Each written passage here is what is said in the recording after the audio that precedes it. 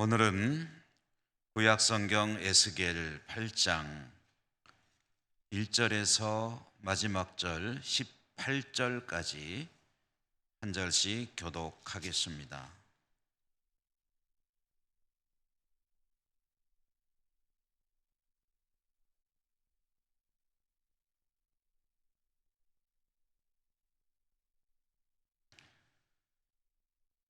여섯째 해 여섯째 달 초닷새에 나는 집에 앉았고 유다의 장로들은 내 앞에 앉아 있는데 주 여호와의 권능이 거기에서 내게 내리기로 내가 보니 불같은 형상이 있더라. 그 허리 아래의 모양은 불 같고 허리 위에는 광채가 나서 단쇠 같은데 그가 손 같은 것을 펴서 내 머리털 한 모숨을 잡으며 주의 영이 나를 들어 천지 사이로 올리시고 하나님의 환상 가운데 나를 이끌어 예루살렘으로 가서 안뜰로 들어가는 북향한 문에 이르시니 거기에는 질투의 우상 곧 질투를 일어나게 하는 우상의 자리가 있는 곳이라. 이스라엘 하나님, 내가 들에서 본 그가 내게 이르시되 인자야 이제 너는 눈을 들어 북쪽을 바라보라 하시기로 내가 눈을 들어 북쪽을 바라보니 제단 문 어귀 북쪽에 그 질투의 우상이 있더라. 그가 또 내게 이르시되 인자야 이스라엘 족속이 행하는 일을 보느냐. 그들이 여기에서 크게 가증한 일을 행하여 나로 내 성소를 멀리 떠나게 하느니라. 너는 다시 다른 큰 가증한 일을 보리라 하시더라. 그가 나를 이끌고 뜰 문에 이르시기로 내가 본즉 담에 구멍이 있더라. 그가 내게 이르시되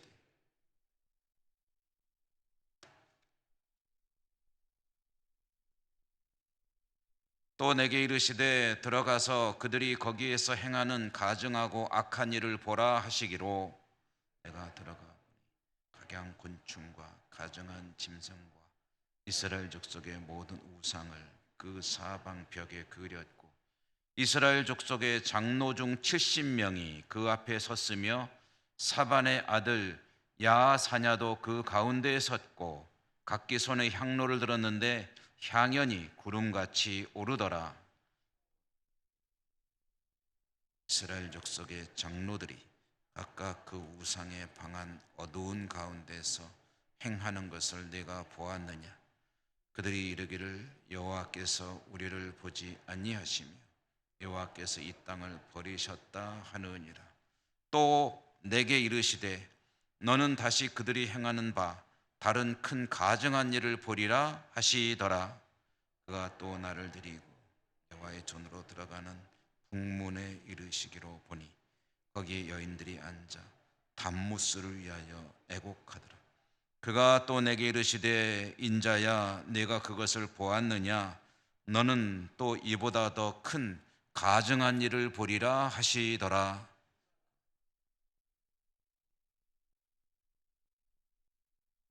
여호와의 성전문 곧 현관과 제단 사이에서 약 25명이 여호와의 성전을 등지고 낯을 동쪽으로 향하여 동쪽 태양에게 예배하더라. 또 내게 이르시되 인자야 내가 보았느냐. 유다 족속이 여기에서 행한 가증한 일을 적다 하겠느냐. 그들이 그 땅을 폭행으로 채우고 또 다시 내 노여움을 일으키며 심지어 나뭇가지를 그 코에 두었느니라. 그러므로 나도 분노로 갚아 불쌍히 여기지 아니하며 긍휼을 베풀지도 아니하리니 그들이 큰 소리로 내 귀에 부르짖을지라도 내가 듣지 아니하리라. 아멘. 오늘도 말씀의 은혜가 여러분과 함께 하시기를 기원합니다. 수요 성경 공부를 새해 들어 두 번째로 하게 되는데요. 작년까지는 아마 수요일 말씀을 따라가는 것이 우리 성도님들께서 조금은 수월했겠다 하는 생각을 합니다. 왜냐하면 왕들의 이야기를 성경을 쭉 따라서 가다 보니까 이제 오늘 이 말씀, 그 다음에는 요 말씀, 지난주에 한 말씀, 이런 거 맥이 좀 잘 이어지고 한 책을 가지고 읽으니까 좀 수월했을 터인데 11개까지 다 읽은 후에는 이제 제가 말씀드린 바와 같이 한 책을 가지고 쭉 읽어 나가기가 좀 어렵습니다. 그래서 열왕기 곧 유다 왕국이 멸망된 이후의 이야기는 시대에 따라서 뭐 정확할 수는 없을 겁니다만은 대략 그 시대와 그 흐름에 따라서 이 책 저 책을 좀 챙겨가면서 읽어 나가겠다 하고 말씀드렸기 때문에 지난주에는 다니엘을 읽었고 오늘은 에스겔을 읽고 하는데 이것은 이제 유다 왕국 그 말기에서 망하는 시기, 그리고 그 뒤에 이제 바벨론에서 사는 이야기, 그리고 이제 바벨론 포로에서 돌아오는 이야기와 성전을 재건하고 하는 그 이야기들을 시대 순서에 따라서 이 책 저 책 조금씩 왔다 갔다 하면서 읽게 될 것입니다.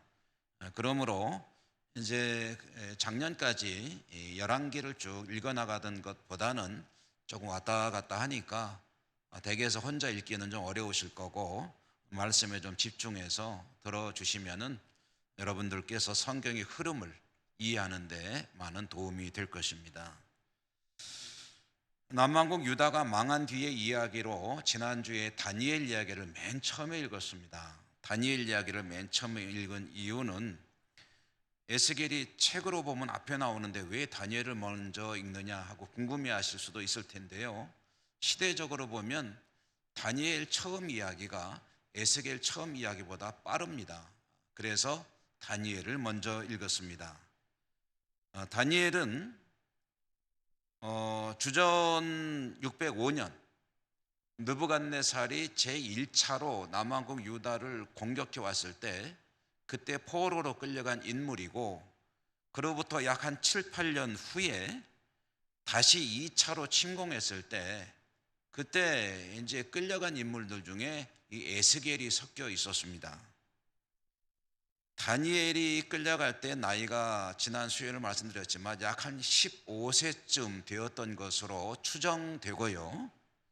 그 다음에 에스겔이 끌려갈 때는 다니엘보다 약 8년 후에 끌려갔는데 나이는 한 다니엘보다 끌려갈 때 기준으로 한 10살쯤 많았던 것으로 보이고 25살에 끌려간 것으로 보이고, 실제 나이로 보면은 다니엘보다 한 2살 정도 에스겔이 더 많지 않겠느냐 이렇게 또 추측을 하고 있습니다. 다니엘은 왕족 또는 귀족이었을 것으로 보이고 에스겔은 제사장 가문의 사람이었습니다. 그러니까 다니엘은 계속 나라가 안 망했으면 나라의 왕이 되거나 또는 왕족으로 살아가는 그런 사람이었을 것이고, 에스겔은 나라가 안 망했으면 제사장 가문의 사람이기 때문에 이제 제사장으로서 성전을 섬기는 사람이 되었을 것입니다. 그런데 나라가 망했기 때문에 뭐 왕도 못 되고 귀족으로도 못 살고 제사장도 못 되고, 그 대신 다니엘은 바벨론에서 페르시아로 이어지는 그 역사의 순간에 아주 고위 관직까지 올라간 사람이 되었고, 반면에 에스겔은 선지자로 부르심을 받아서 굉장히 고생 많이 했습니다. 힘들게 선지자로 그 생애를 살았던 사람이 바로 에스겔입니다. 다니엘이 친구들과 함께 왕이 주는 음식을 거절하고 물과 채소만 먹어가지고 피부가 좋아지고, 그래서 왕궁의 관리로 뽑혀가게 되어서 왕궁에서 살 때에 에스겔은 어디에 살고 있었느냐, 이제 그 이야기로부터 에스겔 이 선지서가 시작이 됩니다. 에스겔은 에스겔 1장에 보면은 그발 강가라고 하는 곳에 있었다. 그발 강가에 있었다는 얘기는 거기서 살고 있었다는 얘기입니다. 그럼 이 그발강이 어디냐 하고 지도에서 찾아보면 그발강이 잘 안 나옵니다. 왜 그러냐면은 이 그발강이라는 강은 무슨 티그리스 강, 유프라테스 강 이런 유명한 강들과 같은 강도 아니거니와 자연적으로 형성되어 흐르는 우리 예천의 한천과 같은 이런 강도 아니고, 이것은 관계 수로일 것으로 봅니다. 그러니까 지난번에 제가 말씀드렸지만 메소포타미아, 이 바벨론이라고 하는 나라가 있는 지역이 메소포타미아라는 지역인데, 이 메소포타미아라는 언어의 뜻이 두 개의 강 사이의 땅이다, 그런 의미가 있고요. 그 두 개의 강은 티그리스 강과 유프라테스라고 하는 두 강, 초등학교 역사 때 사회 시간에 많이 배우던 것이죠. 이 티그리스와 유프라테스 강 사이에 있는 지역이 바벨론인데, 이 두 강 사이를 물길을 많이 이렇게 내가지고 바둑판 내듯이 그래가지고 물을 쫙 흐르게 하고, 그래서 그 사이에서 농사를 지어가지고 굉장히 비옥한 땅이 됐거든요. 이제 그 수로를 내는 작업을 한 것이 주로 이 전쟁 포로들일 것으로 보고 있고, 이 그발강이라고 하는 이 에스겔이 맨 처음에 하나님의 선지자로 부르심을 받은 그곳은 그발강이라고 하는 이 관계 수로를 만들던 유대인 포로들이 살고 있던 이 집단 수용소와 같은 마을, 그 마을에 에스겔이 살고 있었던 이야기가 아니겠느냐, 이렇게 보는 거죠. 어쨌든 에스겔은 유대인 집단 마을에 살고 있다가 하나님의 선지자로 부르심을 받습니다. 놀라운 환상을 경험하고, 그리고 하나님의 말씀을 선포하는 선지자로 활동을 하게 되는데요. 에스겔이 이 선지자로 부르심을 받은 때는 자기 조국인 유다 왕국이 아직 망하지 않았을 때입니다. 망하기 전에 이미 포로로 끌려갔고 아직 안 망했을 때에 선지자로 부르심을 받았다라는 얘기예요. 그러니까 포로로 끌려간 땅에서 아직 망하지 않은 조국을 바라보면서 선지자로 활동한 사람이 에스겔이다라는 얘기가 되는 거죠.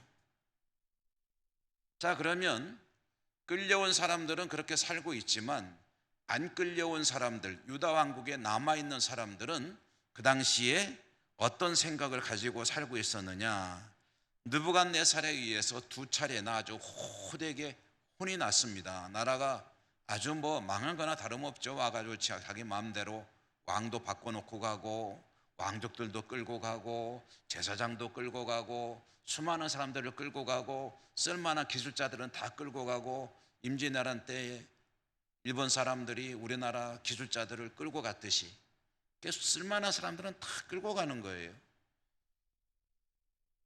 그렇게 끌고 가고 이제 호되게 혼이 나가지고 사실 나라는 빈 껍데기만 남은 상태가 되었다고 할 그때에 이 조국 땅에 남아있는 이 유다 사람들의 생각은 뭐냐면요, 이 두 차례 이 지독한 환란이 하나님이 우리 민족을 징계한 것이다. 우리가 잘못했으니까 하나님이 우리를 이렇게 야단을 심하게 치신 것이다. 그런데 우리가 잘못한 것에 대해서 이렇게 혹독하게 징계를, 심판을 받았으니 이제는 우리의 죄값은 다 치렀을 것이다, 이렇게 생각을 했습니다. 그러므로 하나님이 이제는 우리 유다 왕국을 다시 회복되게 할 것이다, 이 정도로 힘들었으면 된 거 아니냐, 자기들 나름대로 이렇게 계산을 하는 거예요. 이 정도로 힘들었으면 됐지, 하나님이 설마 이 나라를 망하게 하겠어? 망하게 할 리도 없거니와 이제 이 정도로 힘들었으면 하나님도 이제부터는 다시 회복의 길, 만회가 되는 그런 길을 걷게 하실 거야 라고 유다 조국에 남아있는 사람들은 그렇게 믿고 있었습니다. 그리고 기대에 부풀어 있었죠. 이 정도면 이제 하나님도 화가 풀리셨겠지, 이렇게 생각하는 이유가 또 있었습니다. 유다 땅에 아직 남아있는 선지자들이, 선지자라고 해야 되나요? 거짓 선지자들이 많이 있었는데, 이 사람들은 줄기차게 이 나라는 망하지 않는다고 계속해서 희망의 메시지를 선포했습니다. 반면에 예레미야는 뭐라고 그랬냐면은, 그 당시에 이제 가장 정직하게 하나님의 말씀을 전하던 선지자가 예레미야 아닙니까?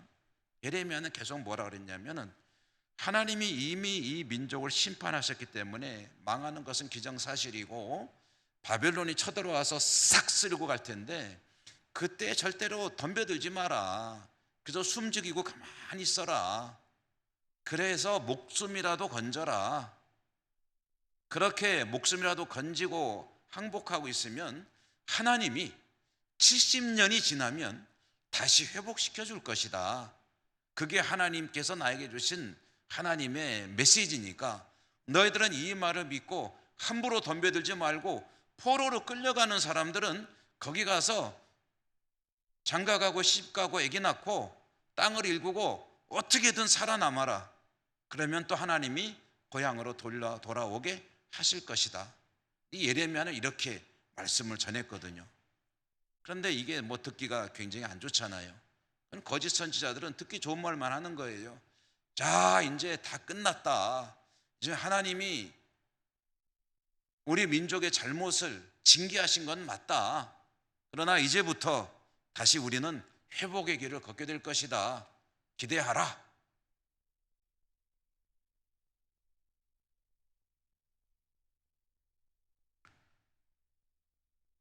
그런데 그때에 조국 땅 예루살렘에서는 예레미야가 그렇게 하나님의 말씀을 전하고 있었고 거짓 선지자들은 반대로 이렇게 엉터리 메시지를 전하고 있을 때 끌려간 사람들 중에서 하나님의 말씀을 받아 대언하는 사람이 있었으니 그게 누구냐면은 에스겔이다라는 이야기입니다.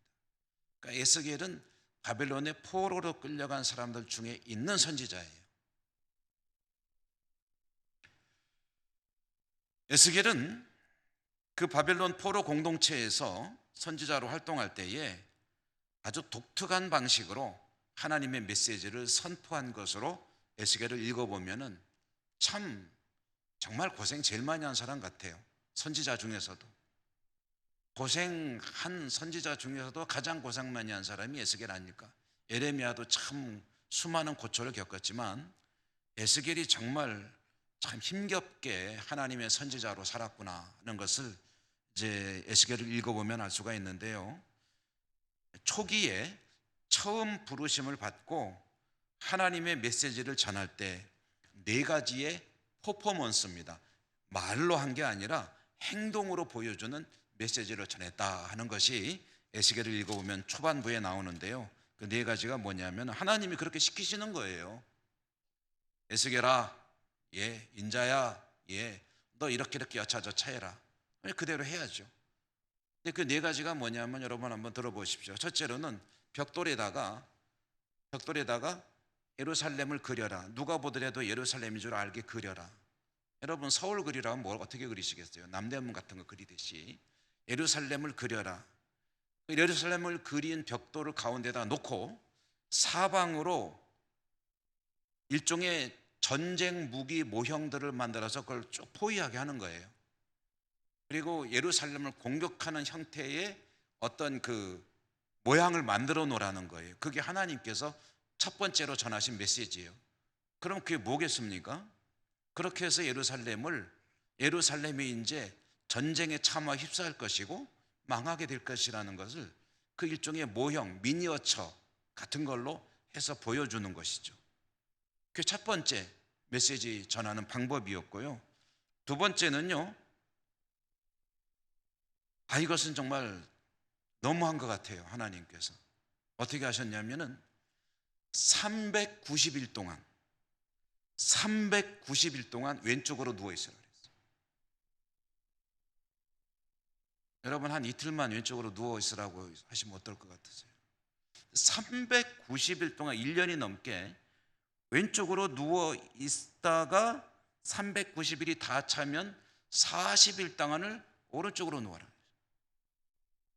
그럼 390일 동안 왼쪽으로 눕는 게 뭐냐면은 이스라엘의 죄값을 그렇게 치른다는 것을 네가 보여주라는 거예요. 네 몸으로 고생해가지고 이스라엘이 얼마나 죄를 심각하게 지었는지 390일간 이러고 고난의 어떤 퍼포먼스를 통해서 하나님 앞에 그 죄의 모습을 드러내라. 그 다음에 40일 오른쪽으로 하는 것은 이제 남왕국 유다의 죄상을 고발하는 거죠. 에스겔은 말도 못하고 그냥 그렇게 누워가지고 그거 그냥 사람들에게 보여주는 거. 이게 뭐냐? 그러면 이제 사람들이 보면서 그거를 이제 깨닫게 하라는 거죠. 세 번째로는요, 이 430일간 390일, 40일 이렇게 있는 동안에 밥은 겨우 굶어 죽지 않을 정도로만 먹어라. 그리고 음식을 만드는데요, 이거 참 냄새나는 이야기인데, 인분으로 음식을 구워서 만들어라. 인분을 연료로 써라 그랬어요. 근데 아이고 하나님, 인분은 너무하십니다 그랬더니, 그러면 우분, 소똥으로 해라 해가지고 그 짐승의 그 분비물을 가지고 연료를 삼아서 음식을 어쨌든 뭔가 좀 익혀가지고 먹는 거를 하게 되는데, 그것도 죽지 않을 정도로 음식을 먹고, 요즘 우리식으로 말하면은 김밥 한 덩어리 요만한 거 하나에다가 물 한 모금만 먹고 죽지 않을 정도로만 연명해가면서 390일, 40일간 누워 있어라. 이 하나님 명령이에요. 그러니까 에스겔이 얼마나 고생을 했는지 알 수가 있죠. 그리고 네 번째로는 뭐냐면은, 이제 이 430일간의 기간이 끝날 때 머리와 수염을 잘라 가지고 그거를 불태워서 사람들에게 보여줘라. 그건 뭐겠습니까? 이렇게 불타 없어지는 머리털과 수염과 같이 나라의 운명이 이와 같으리라. 하나님이 심판하신다는 것을 그렇게 이제 행동으로 보여주는 거죠. 하나님은 에스겔을 통해서 그들의 조국인 유다가 안 망하는 게 아니라 망하는데, 이런 모습으로, 이런 이유로 망하게 될 것이다 라는 것을 이제 선포하신 것입니다. 그리고 이제 그 뒤에 이어지는 이야기를 너무나 많은 내용이 담겨 있는데, 에스겔은 제가 한 3번 정도의 설교를 전해드리려고 합니다. 굉장히 긴 책이지만, 오늘 이제 그 첫 번째로 선택한 대목이 8장인데요. 이 8장은 하나님께서 에스겔에게 보게 하시는 환상 이야기예요. 하나님이 에스겔을 데리고 환상을 보여주십니다. 어떻게 보여주시냐면, 에스겔이 이 430일이 이제 다 거의 끝났어요. 끝났을 때 한 420일쯤 지났을 때, 그렇다고 이제 사실 430일이라도 하루 종일 누워 있는 건 아니거든요. 아마 하루에 몇 시간씩 근무했을 거예요. 이렇게 누워가지고 그랬을 텐데, 420일쯤 되었을 때 그 바벨론 포로로 잡혀가는 가운데에도 이스라엘의 장로들이 있거든요. 이스라엘의 장로들이 에스겔을 찾아왔습니다. 에스겔에게 와서 이제 하나님의 종이라는 것은 알게 되었으니 뭔가 하나님의 음성, 하나님의 메시지를 좀 들을 게 있을까 하고 찾아온 것으로 보입니다. 그때 에스겔이 이 장로들과 함께 있을 때에 그 순간에 하나님의 영이, 성경에 보면은 머리채를 확 휘어잡고서 에스겔을 끌고 하늘로 날아가는 겁니다. 머리가 좀 많이 아팠겠죠. 그런데 이것은 환상이었습니다. 실제로 끌고 날아가는 건 아니고, 환상 속에 에스겔이 느끼기에 머리가 확 잡혀가지고 하나님이 데리고 어디론가 날아가는데, 어디로 갔나 했더니 예루살렘으로 간 거예요. 예루살렘에 가가지고 또 하나님께서 에스겔로 하여금 예루살렘 성내의 또 성전의 모습들을 4가지를 보게 하는데요. 4가지가 많이 나와요. 에스겔에는 4가지를 보게 하는데, 첫째로 본 거는 뭐냐면은 환상입니다. 그렇지만 환상이 이제 날아가는 거예요. 날아가가지고 예루살렘에 가서 보았는데, 이 북쪽 문, 북쪽, 동서남북 중에서 북쪽 문에 우상이 서 있는 걸 보게 합니다. 예루살렘 성이 어떤 성입니까? 거룩한 도성, 우리가 찬양도 가끔 하잖아요. 거룩한 성 예루살렘, 하나님의 성전이 있는 예루살렘. 그 거룩한 도성 예루살렘의 북쪽문, 북쪽문이 어떤 문이냐면은 성전으로 들어오는 문입니다. 성전으로 들어오는 북쪽 출입구에 우상이 서 있는데, 그 우상의 이름이 뭐냐면 질투의 우상이라고 되어 있어요. 그러니까 질투를 유발하는 우상이라는 거죠. 그래서 아마 성경을 연구하는 이들은 아세라, 그 가나안 땅의 여신인 아세라 여신상이 아니었겠느냐 이렇게 생각을 하는데요. 이 북쪽 문이 어떤 문이냐면은 주로 이 왕족들이 성전으로 올 때에 출입하는 문입니다. 항상 아무 문이나 다니는 게 아니고 주로 왕족이 다니는 문, 제사장들이 다니는 문, 그리고 제물로 쓸 양들이 들어오는 문, 제물로 쓸 양들이 들어오는 문이기 때문에 이름이 양문이에요. 그리고 이제 수문하면은 그리로 이제 물을 이제 나르는 물이기 때문에 수문. 그다음에 여러분 그 분문도 있습니다. 분문은 무슨 분자겠어요? 분뇨를 처리하는 문이 있기 때문에 분문. 이렇게 각 문이 있는데 이 북쪽 문은 주로 왕족들이 출입하는 문이란 말입니다. 근데 그 문에다가 뭐를 세워놨냐 하면은 우상을 세워놨는데 그 우상이 질투의 우상이라고 이름이 붙여 있다는 거죠. 그럼 이것은 무슨 의미겠어요? 에스겔에게 하나님이 그 광경을 환상으로 보게 하시는 것은 이 왕족이나 귀족이나 이스라엘의 지도층들이 이런 우상을 섬기며 영적인 간음을 하고 있다는 것을 하나님이 보게 하시는 거죠. 지도층이 썩었다는 거예요. 하나님 앞에 지도층이 썩어 있기 때문에 지금 이 나라가 요 모양 요 꼴이다 라는 이야기를 하는 거죠. 그걸 보여주시는 거예요. 두 번째로 하나님의 영이 에스겔을 데리고 성전 담으로 갑니다. 그래서 담을 보니까 구멍이 하나 있는데 얘야 이것 좀 허물어라. 그래서 에스겔이 그걸 딱 쳤더니 아마 조금 이렇게 무너져 내린 것 같아요. 그 안으로 들어가라. 들어갔습니다. 들어갔더니 그 안으로 들어가 보니까 뭐가 있냐면은요, 이 성전 안에 사방에 온갖 요상한 곤충, 그리고 우상들의 그림, 이런 것들이 빽빽하게 그려져 있는 거예요. 환상입니다. 그런 것들이 그려져 있고 70명의 이스라엘을 대표하는 장로들이 향로를 들고 그 앞에 서 있는 그림을 보는 거예요. 그 광경을. 환상입니다. 자, 이게 뭡니까? 향로는 뭐냐면 기도거든요. 그러니까 그런 우상들을 향해서, 곤충들을 향해서 이스라엘을 대표하는 70인의 장로가 그 앞에서 그걸 바라보고 기도하고 있다는 소리예요. 이 곤충이니 가증스러운 짐승이니 이런 것들은 뭐냐면 뭘 생각나게 하냐면요, 여러분 출애굽 당시에 하나님께서 이스라엘 백성을 끌어내기 위해서 몇 가지 재앙을 퍼부었습니까? 10가지 재앙을 퍼부었잖아요. 10가지 재앙 맞죠? 네, 10가지 재앙. 10가지 재앙인데 10가지 재앙 중에 맨 처음에 피, 그 다음에 뭐 있었죠? 그 다음에 뭐더라? 개구리 다음에는 제일 지저분한 이 아시죠? 이거 그 다음에는 뭐죠? 파리. 그 다음에 나중에 가면은 뭐 메뚜기 뭐 이런 곤충들이 있는데 이게 뭐냐면요, 그냥 하나님이 아무거나 그러신 게 아니에요. 이게 다 이집트에서는 신입니다. 신으로 추앙받는 것들이에요. 그런 것들을 갖다 하나님이 완전히 이거 아무것도 아니다라고 이제 밝혀주신 것이 10가지 재앙의 그 내용인데요. 근데 지금 이 성전의 에스겔이 환상을 통해서 본 광경에 의하면은 이스라엘의 대표들이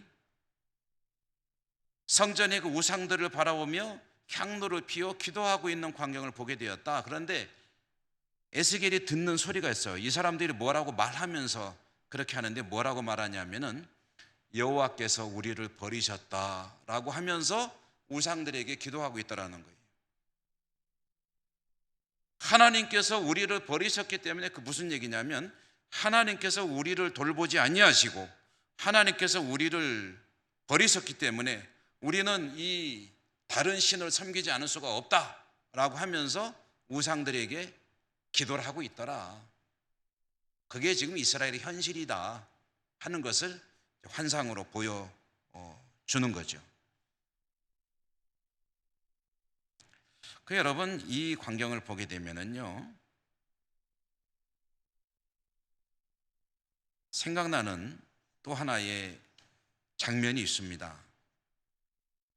여호와께서 우리를 버리셨다라고 하면서 우상을 섬기고 있는 이스라엘의 대표들, 이것은 출애굽할 때 모세가 산에 올라가서 하나님과 대면하고 있던 그 40일 동안에 모세가 안 내려오니까, 야, 이거 모세가 지금 어디로 증발해 버렸느냐, 그럼 우리는 앞으로 어떻게 하느냐 하고 불안해하다가 아론을 찾아가서 금송아지 만들어 내놔라 해가지고 아론이 금송아지를 만들어 내놓으니까 이것이 우리를 인도할 우리의 신이다 라고 하면서 광란의 축제를 벌인 이야기가 있지 않습니까? 출애굽기에.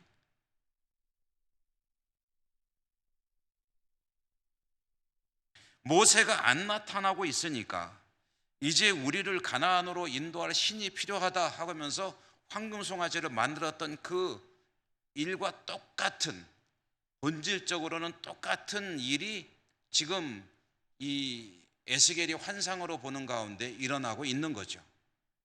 여호와께서 우리를 버리셨으니 이제 우리는 이 다른 신에게 기도할 수밖에 없지 않느냐라고 하면서 거기다가 이상한 곤충도 그려놓고 우상도 그려놓고 짐승도 그려놓고 그 앞에서 기도하고 있는 것이 이스라엘의 70인 대표들이더라. 자, 여러분, 여기서 우리가 이거 한 번만 생각해 보죠. 하나님께서 그 백성을 떠나는 순간이 있을까? 여러분에게 이거 시험 문제 하나 냈다고 한번 치십시다. OX로 한번 해보죠. 하나님께서 하나님 백성을 팽개치고 버리고 딴 데 가서 떠나버리고 관심도 두지 않고 그러는 때가 있을까? 있으면 O, 아니면 X. 뭡니까? 너무 어려운 문제입니까?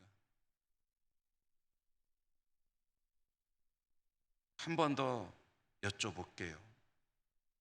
하나님이 그 백성을 방치해두고 어떻게 되거나 말거나 관심 두지 않고 외면하시는 때가 있을까요? 없을까요?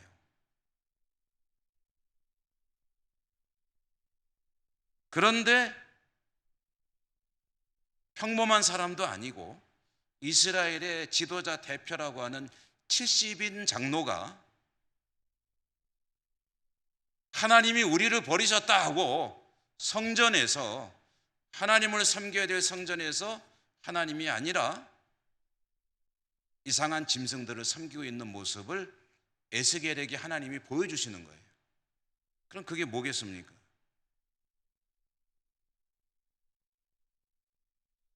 세 번째로 보는 광경 이야기, 우리가 읽은 말씀 속에 다 있는 이야기입니다. 세 번째로 본 것은 한 무리의 여인들이 담무스라고 하는 존재를 위해서 울고 있는 광경을 보게 되었다. 한 무리의 여인들이 담무스를 위하여 애곡하는 광경. 여러분, 얼른 궁금한 것이 담무스가 뭡니까 하는 생각이 드시겠죠. 담무스라는 것은 바벨론의 한 신의 이름입니다. 그러니까 이 예루살렘 성전에서 몇몇 여성들이 모여서 애곡하는데, 이 애곡하는 것은 일종의 종교 행사입니다. 우리식으로 말하면 그냥 눈물 흘리며 애통하며 기도합시다 해서 기도하는 그런 거라고 생각하시면 되겠어요.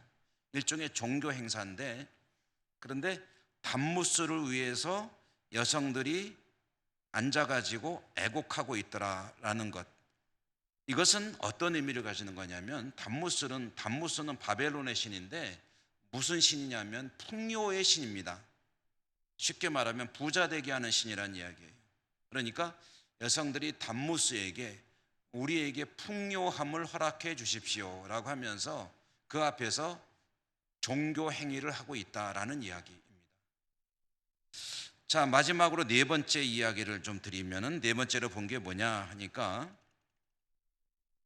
성전 문, 성전이 있습니다. 성전 문 현관에 25명의 사람들이 동쪽을 향하여 예배하고 있더라. 여러분, 성전 문 앞에라고 하면은 성전 문 안이라는 소리입니다. 성전 문 안에면은 제단이 있고 문이 있는데 그 사이에 25명의 사람들이 있는데 이 사람들이 동쪽을 향하여 바라보고 예배하고 있더라라는 이야기는, 이것은 태양신을 숭배한다는 이야기입니다. 자, 여러분, 이게 이 성전의 방향을 여러분 제가 한번 손으로 펴셨다니까 잘 들어보십시오. 이게 여기가 동쪽입니다. 여기가 동, 여긴 서, 여기 북, 남. 그러면 지금 25명 여기 앉아 있어요. 여기 제단이 있고 문이 있습니다. 그 사이에 이제 그 25명이 동쪽을 향해서 예배 드리라라고 하는데, 그러면 이 서쪽, 이 사람들의 등 쪽으로 뭐가 있냐면은 성소가 있습니다. 성소는 하나님이 임재하시는 곳입니다. 그러니까 만약에 이 사람들이 있는 방향을 놓고 본다면 여기가 성소고 여기가 문이라고 그러면은 문을 향해서 뭔가 경배하는 행동을 하고 있다 할 때에 이 동쪽은 태양신의 방향이고 서쪽은 하나님이 계시는 곳입니다. 그런데 이 성전 안에 있는 25명이 뭐 하는 사람이냐면, 성전 안에는 어떤 사람들이 들어 있습니까? 제사장들이죠. 제사장들이 하나님의 성전 안에서 하나님을 향해 등을 돌리고 태양신을 경배하고 있더라. 그게 에스겔이 본 환상 네 번째입니다.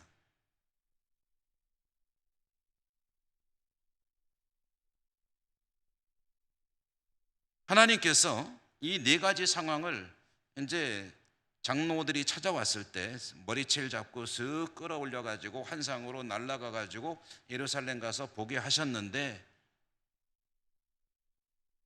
이 네 가지 상황을 에스겔에게 보여주시고 이어서 하시는 말씀이 17절이에요. 17절, 여러분 17절 한 번만 같이 읽어보시죠. 다시 17절 읽겠습니다. 시작.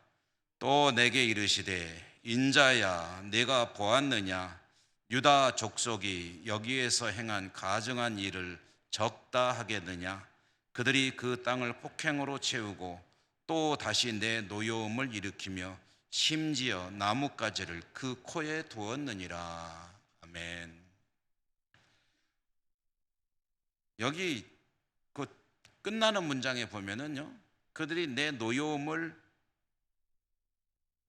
일으켰고 나뭇가지를 코에 두었느니라 했는데, 이게 무슨 뜻이냐면은요, 그냥 직역하면은 나뭇가지로 내 코를 쑤셨느니라, 그런 뜻이에요. 그러니까 이게 여러분, 누가 가지 들고 가서 젓가락 들고 가서 코 푹 찔르면 어떡하시겠습니까? 이게 하나님이 표현하시는 방법이에요. 그러니까 그들이 나뭇가지로 내 코를 푹 찔렀다, 내 노여움을 그렇게 일으키고 있구나 하고 에스겔에게 이야기를 하시는 거예요. 어떤 행동이 그런 것이냐니까 네 가지 보여준 거 있잖아요. 맨 마지막에는 제사장들이 하나님의 성전에서 하나님을 향해서는 등 돌리고 태양신을 향해서 경배하는 장면을 보여주셨고요. 그것이 이 유다 왕국의 지금 영적인 상태라는 거예요. 그러니까 이 무슨 얘기겠습니까? 그러므로 유다 왕국을 내가 어떻게 그대로 둘 수가 있겠느냐라는 이야기를 하는 거죠. 왜 유다 왕국이 망할 수밖에 없느냐 하는 것을 에스겔에게 환상을 통해서 보여주셨습니다. 그런데 바벨론의 포로로 끌려간 사람들이나 지금 유다 왕국에 남아있는 사람들이나 나라가 다 오늘내일 하는 입장인데 아직도 철석같이 믿고 있는 게 있습니다. 뭐냐면은 지금 시련은 겪고 있지만 이 나라는 망하지 않는다는 거예요. 좀 전에 말씀드렸죠. 왜 그렇다고요? 거짓 선지자들이 외치는 소리가 듣기가 좋거든. 그 얘기 들으면은 아유, 귀에 쏙쏙 들어오거든.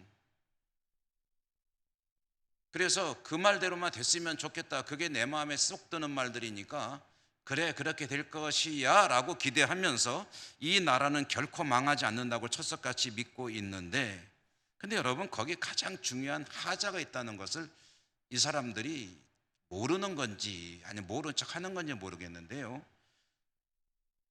가장 근본적으로 믿는 그 믿음의 알맹이가 뭐냐면 하나님이 다윗에게 약속하셨다는 거예요. 뭐를?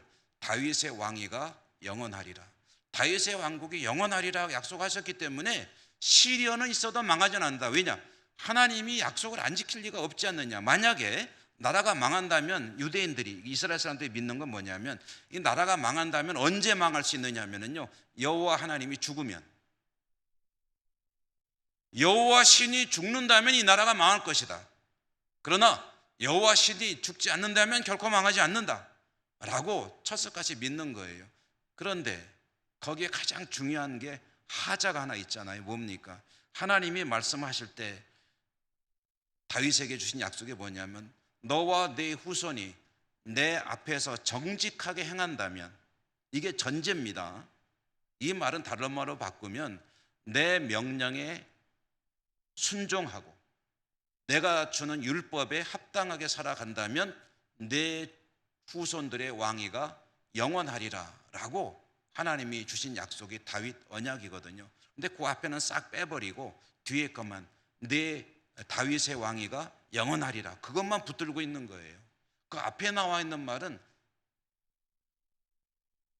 그냥 기억에서 지워버렸는지 아니면 의도적으로 모른 척하는 건지, 하나님의 뜻에, 하나님의 말씀에 합당하게 산다면 그러면 내 후손의 왕위가 영원하리라.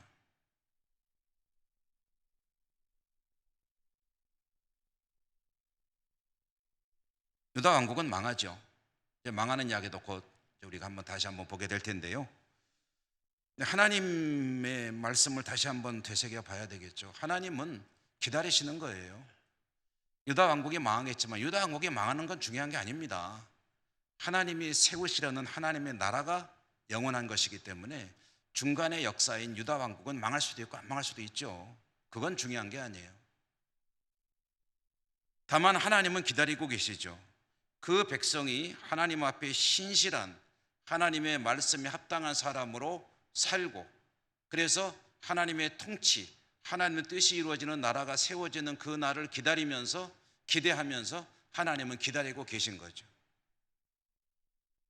그 일을 예수 그리스도, 그분이 이 땅에 오셔서 다시 시작하셨습니다. 그렇기 때문에 저와 여러분, 우리들이 하나님을 믿고 믿음으로 소망을 가지고 살아가고 있는 것 아니겠습니까? 여러분, 오늘은 유다 왕국이 망한 이후에 그 주변에서 벌어지고 있는 이야기들 중에 하나로 에스겔 이야기를 잠시 들여다보았습니다. 에스겔을 통해서 말씀하시는 하나님, 왜 망할 수밖에 없느냐 하는 것을 들려주고 계신데요, 우리는 이 이야기들을 통해서 무엇을 깨달아야 되겠습니까? 왜 망했느냐? 망하지 않는 길을 하나님이 보여주시는 거잖아요. 망하지 않는 길이 무엇입니까? 하나님을 바르게 믿고 하나님 앞에 바르게 경배와 찬양을 올려드리고 하나님 뜻을 이루는 성도로 세상에 살아갈 때 하나님은 예비하신 은혜를 풍성히 내려주신다라고 약속하시고 하나님의 만 가지 축복 가운데 복되게 살아갈 터인데, 우리 안에 잠재되어 있는 육신의 정욕과 안목의 정욕과 이생의 자랑을 추구하는 삶을 살아갈 때 하나님 말씀은 뒷전으로 이제 밀려지게 되는 것이죠. 늘 하나님 말씀 앞에 정직하고 하나님께서 축복하시기에 조금도 부족함 없는 저도 여러분도 우리 모두가 될 수 있기를 주님 이름으로 축원합니다. 은혜로우신 하나님 감사합니다. 남왕국 유다의 이야기를 읽었고 이제 또 그 뒷이야기들을 선지서들과 여러 가지 책들을 읽어가면서 따라가 보려고 합니다. 하나님께서 계속해 주시는 말씀 가운데 우리의 신앙은 더욱더 새로워지고 하나님 보시기에 즐거우신 믿음의 사람으로 살아가는 저희 모두가 될 수 있도록 도우시고 인도해 주옵소서. 하나님 주시는 만 가지 축복 하나도 잃지 않고 풍성히 누리며 살아가는 저희 모두가 되기를 소망합니다. 하나님 은혜 더하여 주시옵소서. 예수님 이름으로 감사하고 기도 올리옵나이다. 아멘.